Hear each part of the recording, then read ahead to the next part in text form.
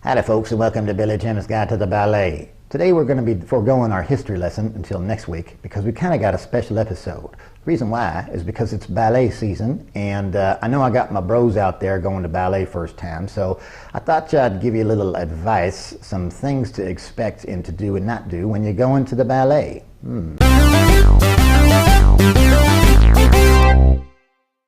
Thing number one, don't sneak beer into the theater.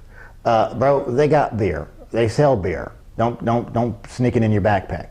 Not only that, but you know, if you think you're being sly and everything, but you're gonna take it out of your backpack and you go like that, and it makes all this noise, and you could spray it on the lady in front of you, or worse, you could spray it on a kid. That'd be terrible, right?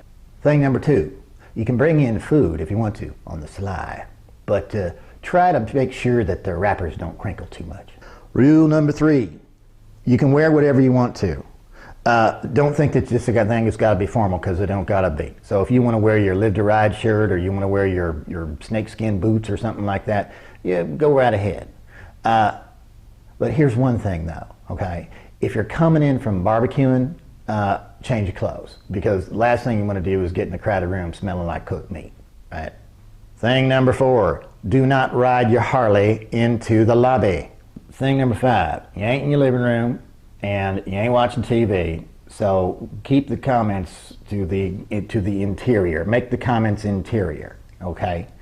Don't get into any long conversations with your partner there about, oh, this person said that, or this person did that, or I hate this person, or something like that. They really, like, doing that in a public place like a movie theater or something like that, that's always, no, that's not a good thing. The only people that get away with that is black folk, and the reason why black folk can do it is because they're a lot of the times more interesting than what's going on in the theater. You know what I mean? How many times you've been to a movie and you're sitting there watching the movie and going, well, God, this movie sucks. But then there's some black folks that are like right in front of you, and they're talking and they're really interesting. You know what I mean? Like a couple of months ago, I was sitting there and I was listening to these black folks, and they were talking about like Stevie Wonder, and they were saying, one of the guys was saying like, oh yeah, Stevie can see, and the other guy was like, no he can't, and the other guy was like, yeah he can, man, I saw him in a video, he was driving a car, and the other guy was like, that was a video and he was driving a car, that would mean he could see, and it went back and forth, back and forth, back and forth. It was really interesting. Stevie Wonder can't see, but you know, it was a nice idea. Another time I was listening to these dudes talking, and they were talking about tigers in Africa. And one guy was saying like, there ain't no tigers in Africa. And the other guy was saying like, yeah, there's tigers in Africa because Nelson Mandela said so. And the other guy was like, no he didn't, Nelson Mandela didn't say. And even if he did say that, then what's Nelson Mandela don't know about it? He don't know nothing about wildlife. And the other guy was like, Nelson Mandela, he's from Africa. He knows more about it than you do. And the guy goes, yeah, but you're from the United States, and what do you know about wildlife in the United States? See, which was a lot more interesting than the movie I was watching.